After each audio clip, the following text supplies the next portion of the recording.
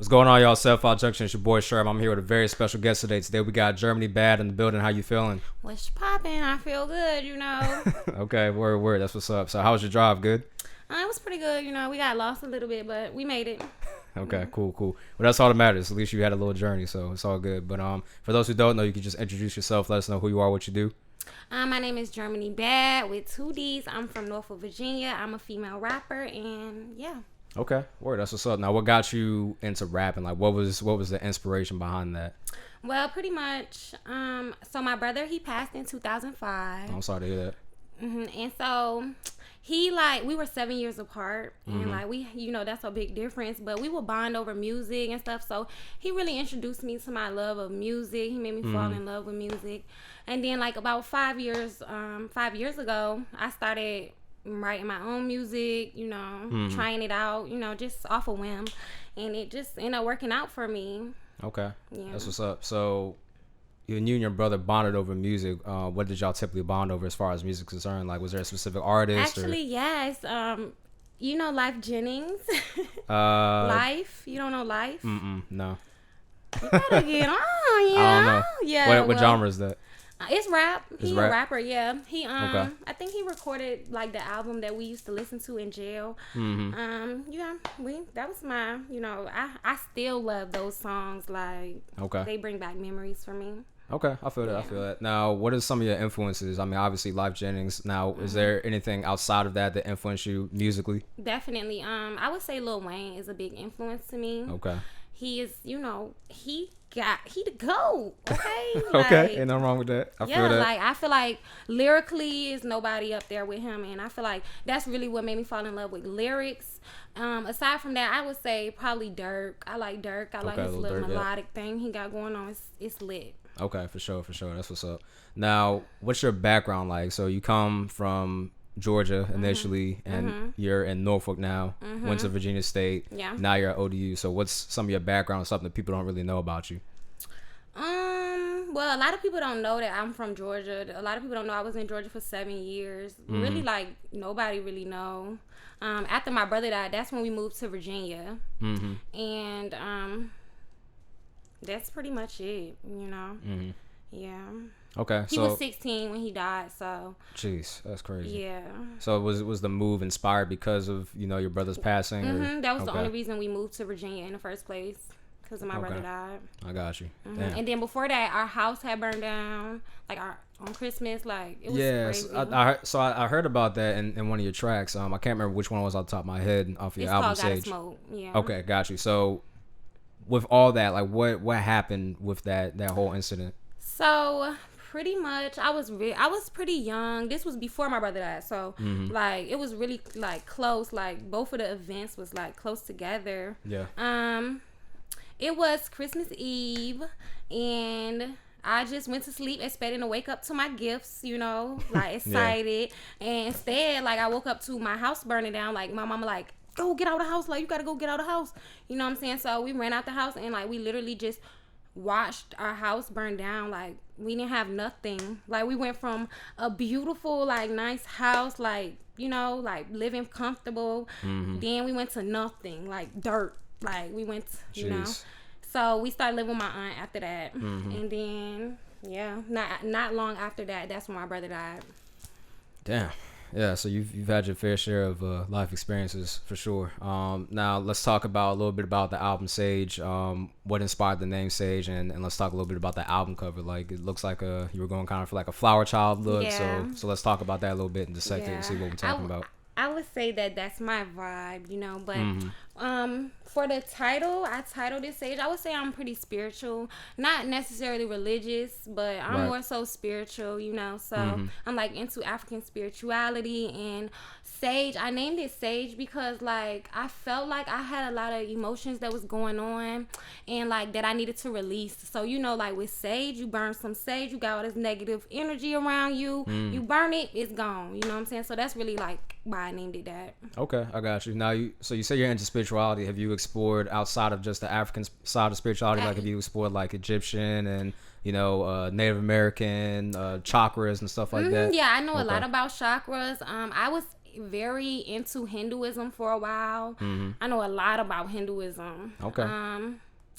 I would say like that was probably about like 4 years ago. I was really into into Hinduism, and then like maybe 3 years ago, I started really like looking into African spirituality and like learning about my ancestors and stuff like that. So that's my That's dope. That's what's up. Because a lot of people don't, look into those aspects of life because they just take it for face value. They don't look at the spiritual portion of life. They don't look at, other cultures that kind of just are microscoped in on whatever it is they practice, whether that be, religion, Christianity, whatever the case may be. Because, I feel like religion in and of itself, obviously it's man-made, but, it teaches you how to live life decently. Majority of them, you know what I'm saying? They teach you how to be a decent human being for the most part, but there's a layer deeper than just what is taught in religion. There's that spiritual factor that a lot of people don't know about. And then there's also that history that I feel like when it comes to like religions and stuff, like I try to stay away from religion. Like I'm more so just spiritual, like with my own with my own spiritual self, my higher self, But like when it comes to religion, I feel like they're so like binding, like you can't really, I don't know how to explain it. And then I feel like a lot of people don't even know the history behind the religion that they serve. So, right. Yeah. And it's definitely binding because people live and breathe the gospel sometimes, and they lose sight of what the actual message is within it. You know what I'm saying? They get too caught up on the judgmental portion. They get too caught up on all these other things. And, it ultimately taints the religion for other people that might have even been interested in it because they're like, oh, I don't want nothing to do with that, because they see how people keep acting that claim to be whatever that religion may be. I agree. Yeah, so that's facts. So speaking of Sage, let's talk about your favorite track off of the album. What was your favorite track personally? I would say Need a Thug. I was about to ask you about that. That's my song. Okay. I just had to go with Need a Thug. Okay, for sure. But I like that song probably because like it was so easy to write. Like I love when like I'm writing a song and it's like really easy for me. I feel like those are always my better songs. Okay. Now, do you feel like Gotta Smoke was similar? Like as far as like, because you had those life experiences, so it was kind of just rolling off the tongue as far as how you went about it. So that's my favorite track personally. Thanks. Yeah, Thank I you. definitely like that one. That's Spotify's favorite track too. Really? Yeah, it's getting a lot of love on Spotify. Way more love than any other song. So. Okay, for sure. Yeah, so I use Tidal. You might really know, you got the ear. Yeah, no, it was dope. And then there was another song, I can't remember which one it was, but you had a line up there. It said, and correct me if I butcher this, but you said you host selling pussy, and then you said that's trifling or something like that. Was that a shot at like OnlyFans or like? Oh, no. Okay. It's not a shot. I just, when it comes to my music, like I'm more so like about respect. Like I'll make the people who ain't believe in me respect me. I'll make. I want the women or the young women that's looking up to me, I want them to respect themselves. It's not no shots at nobody particular or nothing like that. No. Okay, yeah. I got Because I still write my little nasty stuff too sometimes, so I can't, hey, it is what it is, you know what I'm saying? There's a difference between, writing it and doing it, I guess, but yeah. I feel you on that. Now, when it comes to writing the songs, did you have any compartmentalized issues or anything that was directed towards anyone? You don't have to say names, obviously, but was anything in the songs like directed at specific people, or it was just kind of just a flow of consciousness? Yeah, it was just a flow. Okay. It was nothing direct. And what's crazy is that like you wouldn't realize that like so many people will think that stuff is about them when it's not. Like my own family, they be like, like they just think like, well, you talking about me? Like, well, why would I be talking about you in my song? Like, you know what I'm saying? So no. Okay.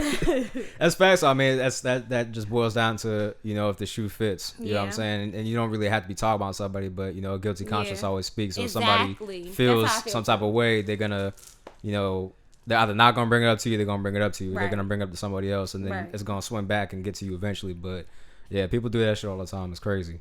People just... They're like, they're like, why you talking about me? What I do? Right. Like, you know what I'm saying? They ask you all these questions. Right. And then the cover art, you did say it was like a flower child kind of thing. Yes, that was the vibe I was going for. Okay. I feel like that's just me, my little style, you know. That's your little style. Yeah. Okay. I got you. Now, would you say you're kind of like connected with nature and stuff like that? I definitely would. Like I was telling you earlier, I'm very I would say I'm very spiritual. I like crystals and all that type of stuff. So crystal. Okay. Can you tell me a little bit about that? Because I hear people talk about crystals, but I don't know exactly what they do per se. Okay, so all crystals have a different purpose. I usually have a crystal on right now, but I would say my favorite crystal is amethyst. It helps me with my creativity, all that. Like, do you know anything you need help with? You could get you some crystals to help you out. Anything. Okay. Creativity, if you want some protection, you want to protect yourself from any negative entities trying to get to you, they got a crystal for that. You know, I think it's called tourmaline. My mama wears tourmaline every day. Interesting. So the amethyst, it has it's like the purple, energy properties. Yeah. Yeah. Okay. All crystals, but you have they're not just can't just buy them and just put them on and expect them to. You have to like charge them. So like you have to put intentions into them and leave them out in the sun. I ain't trying to get too deep for y'all, you know. But yeah. so there's a level of meditation involved with this as well. So where you have to actually channel your, like you said, intent and your feelings into these crystals to embody those properties out of it. Exactly. Okay, got you. Interesting. Yeah, I didn't know. I just would hear people mentioning crystals and stuff. I never did research on it. I never I don't want to say cared to look into. I just amongst all the other stuff I got going on, I haven't had time to even look into it. Yeah. Okay, well that's what's up. So what would you say is like some of your personal values as an individual? Like, what do you value as a person? Well, as I mentioned before, I value respect. I don't think there should ever be any circumstance where men should disrespect women, and I also don't think women should disrespect each other. You know, they go hand in hand. So I feel like that's what my brand is really all about. Is about respect. Like these people that didn't believe in me, they didn't think I was gonna get nowhere. They didn't think I had bars. They didn't think whatever they thought. They gonna respect me at the end of the day. And like I want young women like my little cousins and stuff, like they listen to my music, and I know I talk about some crazy stuff, but I still have like a overall message at the end of the day. So I don't know, I feel like that's really important to me. Okay, for sure. Now Biggs mentioned that you were his artist, like is Biggs your manager? And how did you meet Biggs and how did that come about? Well, I met him a long time ago. I actually met him when the second song that I ever recorded is when I met him. I recorded at his studio. Okay. And I just been going to his studio ever since, and so that's how I met him or whatever. And then like just recently, we've been linking up or whatever, working on stuff. He been putting me to work. So yeah. Okay. Yeah, I really respect him. Like, I love his studio. His studio is my favorite studio to go to. Shout out to DNA, Yeah, for sure. Yeah. Okay, that's what's up. Now, you're a mother now, so how has motherhood changed you as a person from what you used to be to where you are now? I used to be lit, okay? I mean, I'm still lit. Don't get me wrong, you know what I'm saying? But I think I definitely calmed down a lot. I feel like with my music, I guess I would say that I kind of with like the nasty content, like I still have a little nasty content here and there, but it's not as vulgar as it used to be. Like it used to be mind blowing, like crazy. Like, did she just say that? Like on some WAP shit.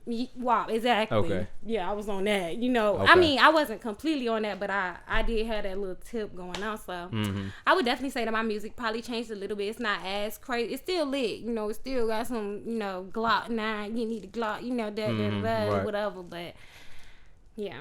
Okay, interesting. Now you recorded your first track. You said 5 years ago, correct? So what was that track and how do you feel about it looking back in retrospect? Okay, so my homeboy, his name Diggs.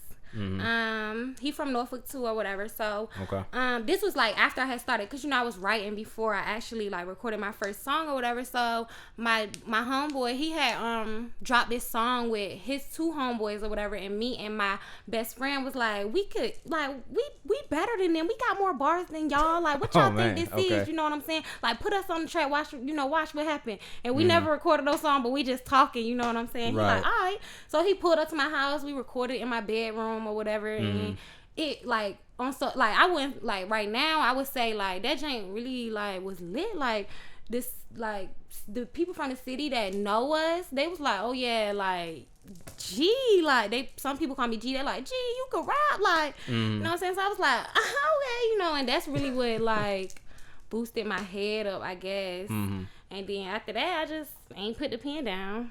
Oh wow. Okay. Yeah. So that you would say that's probably the catalyst to what got you into doing rap, like real big time. You actually like, because obviously you had a passion for it, you enjoyed it, you and your brother bonded over it, but actually sitting down and doing it really lit that fire under you and made you want to pursue it. Yeah. Okay. So shout out to Diggs. Okay. He really, you know, first song I ever recorded, you know. Yeah, that's what's up. Now, recording that song and recording now, obviously when you recorded that song initially it was like on a whim, like you said, and you were just kind of testing the waters, and then you saw your potential, and now you've really started taking it seriously, you know, and working with bigs and stuff like that. So what are we looking like in the next year or so as far as music is concerned? What do you have in the works, or what are you planning on doing? I'm working on a tape right now. Okay. I don't know if it's gonna be stage 2 or something different. Amethyst. Look, okay. Who knows? That sound good. You know, that might be an option. There you go. But yeah, that's what I'm working on right now. I'm really trying to make sure that it's like diverse. I want to have like show that I can like bring variety. You know, yeah. Okay, for sure. Now, how has COVID-19 impacted you, if at all, as far as like doing music and, you know, just life in general? Have you been coping with it? It haven't really affected me pretty much. Like, the only time it affected me was when me and my homegirl went to DC for her birthday and everything was closed. That's really trash. That's really the only thing. Okay. Like, it haven't affected my career. Like, I still can write music, still can record, you know. Okay, for sure. Yeah. Now, when we're talking about school and stuff like that, a lot of things have changed because of COVID. You know, people doing like remote class and stuff. I know some colleges and campuses are opening up now. After you do a COVID test and make sure that you're not positive or whatever. But going to ODU, what do you go to ODU for as far as your degree? I go for communications. Okay. I go online. I've been going online before COVID started. After I transferred from Virginia State, I was an online student at ODU. Okay, so business as usual for... Yeah, same old, nothing special. Okay, I got you. I feel that. Ain't nothing wrong with that. I just want to check because, I mean, obviously you're talking about spirituality, and I was like, okay, well, maybe we should go to school for like religion or something, and, you know, kind of got turned off from it and went another path. Yeah. I actually, the reason why I'm trying to be a communications major is because I want to be a screenwriter. That's like that was my goal, you know. Okay. So I got you. Word, that's what's up. Now, when we're talking about, you know, like your personal life and stuff like that, like obviously you have a lot going on in spirituality and stuff like that. I can't help but notice you have some locks. So how long you been growing your locks for? I think 4 years. Okay. About 4 years, I think. Okay. 4 years. Now, did you matter of fact, I think about 4 years. I think. 4? Okay. I don't know. 4 or 5. Did you start like natural, like shave your head and then just let it grow? No, you just already had hair and then you just... Yeah, I had already had hair. When my locks like actually locked, you know, like matured, they like, you know, they shrink or whatever. So they was like, they won't even touching my shoulders when I started. You know what I'm saying? Oh man, okay. Like after they finally locked. Right. Yeah. Would you believe me if I said I used to have dreads? For real? Yeah. I used to have dreads. So my hair though is like it doesn't nap like naturally. Yeah. So I had to get my hair interlocked. So I had to like my dreads, and then obviously they put 2 dreads into one with the little I know how to do all that. Oh, for real? Yeah, okay, I know how to crochet locks. I could retwist. Crochet. That's what it was. Yeah. Okay. That's dope. Yeah. So I used to have dreads back in high school. That's cool. Do you still have them? I did. I don't know where they went. I cut them off, put them in the bag, and I moved out of my parents' house. Don't let nobody get track of your locks. People crazy. People are crazy. Okay, y'all. Trust me, I know. But yeah, I had no idea where they went. I to this day have not found them. But yeah, I did cut them off, put them in a little bag and stuff like that, and you know I was gonna keep them. But you can always reattach them if you want to go back to your old life. Exactly, because I mean dreads, you know, it's dead hair over time. You know what I'm saying? So I mean, it's literally just reattaching it. How long ago did you cut them? 2012. So it's been a minute. That's a long time ago. Yeah, 8 years. Damn. You missed them. I do. I cried when I cut them. Because it was emotional. You know, it's a lot of time. It's a lot of money that you put into it, and it's like an extension of you. You know what I'm saying? Exactly. So it's like changing your whole identity almost. They're deeper than just, you know. Exactly. So was an emotional moment for me, but yeah, I definitely miss him. I can't lie. I definitely do. But yeah, damn, it's been 8 years already. That's crazy. Wow. The shitty thing about it is I had to cut him because I joined the military, Air National Guard. So it was like, it wasn't even like active duty. It was like 1 week a month, 2 weeks a year. But they're like, yeah, you gotta cut your hair for this ID picture. I was like, bruh, for an ID picture, y'all can't wait. So I like go to boot camp or something. Much. Right. I was like, all right, man. So yeah, I had to go ahead and get the scissors up there and then get the clippers to it. So wow. Yeah, it is what it is. Though. I don't know what I would be without my locks. I don't know. It's all good. It's all good. I'm trying to tell you. I feel that. So moving forward, you looking at collaborating with any artists, or have you collaborated with somebody already? I'm not sure. I definitely want to have a couple features on my tape because on my last tape that I dropped, I only had 2 features on the same song. So it's 2 people. Okay. Two different people on one song. That was the only feature I had. Okay. So I remember that one. I thought it was just one song. I didn't know it was. I mean, it is just one song. Okay. I didn't know it was just. I thought it was one person. I didn't know it was 2 people. Yeah, it's another girl. It's a song called Amazing. My best friend, she on that song. So yeah, my best friend, and then the person who produced the song, he also up there. He on the hook. Oh wow. So yeah, that's the only feature I had on that. And then for my new tape, I definitely want to have more features, but not too many. I'm not sure yet. Okay, so to be determined. Yes. So who did you have produce the album? Like, was it all one producer, or did you do numerous different producers for each track? It was all different. Every track was every like different producers. Okay. Yeah. That's dope. Now, who was your favorite one to work with? Producers? Mm-hmm. I guess I would say Saquon. That's for the Amazing track that I told you I had the features on. He was on that song too. I guess that was probably like the best experience because I actually got to work with him in the studio. Like we made the beat together. Like I told him like, you know, what I was going for and stuff. Like, so I would say that was probably the best one. We was lit in there. We was having a good time. Okay. You know? The other producers wasn't like that because it was just online stuff. It wasn't nothing in person. Right. Okay. Yeah. Well, that's what's up. Now, your best friend got on the track too. So, did she rap too, or was it just? Yeah, she rap.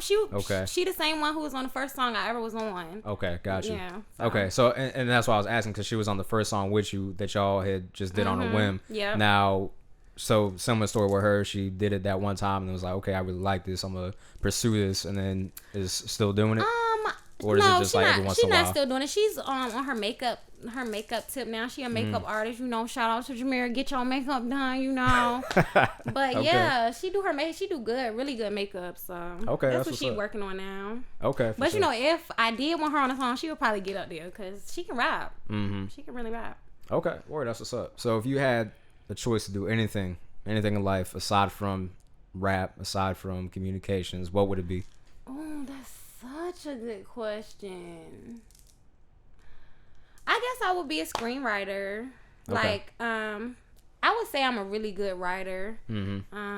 That's like what I do. Like, you know, so I would say I'm I ghostwrite as well. I ghostwrite music. Okay. So like I feel like writing is just something that's just something that I'm meant to do. So I would probably be a screenwriter, you know, write commercials, TV shows, movies, stuff like that. Okay. I mean, do you have like a preference like as far as like genres are concerned? Like do you like, you know, horror movies, mystery, action? Or? I would say probably mystery, like I don't know if you know what Black Mirror is. I love Black Mirror, yeah. Yeah, that's my type of stuff. Yeah, that's crazy. Like, I'm a little weird, you know, so that's my type of stuff. I love stuff like that. The thing about Black Mirror that's crazy, though, is this stuff that can actually happen. Like, it's, like, legit plausible. You're like, yo, like, there. You remember that episode? They could have had a Corona episode. Oh, they did? No, I said they could have. Oh, no, they definitely could have. Now, did you see that, which one was it? It was like they had like it was like social media based, and then like everybody had like a social standing, and if you did something, like your rating would go down. Oh yeah, and people could like rate you. Yeah, I've seen every episode. I think. Almost every episode. So I was just like, bro, that shit could like actually legit happen. You know what I'm saying? Like because people value social media so much nowadays. Did you see the episode with the pig? Yeah, that was like the first episode. Yo, like when homie had to like. That's crazy. Yeah. Like, he's like, look, you gonna pipe this pig or we gonna put all this stuff out here? Exactly. And he's like, all right, well. And that could really happen too because blackmail, social media, so big, like. Yeah. It's crazy. I mean, I feel like the thing with blackmail is people, and it does tie into social media because people care so much about their image. You know what I'm saying? And that image and that social standing is what carries so much weight for people. You know what I'm saying? I feel like.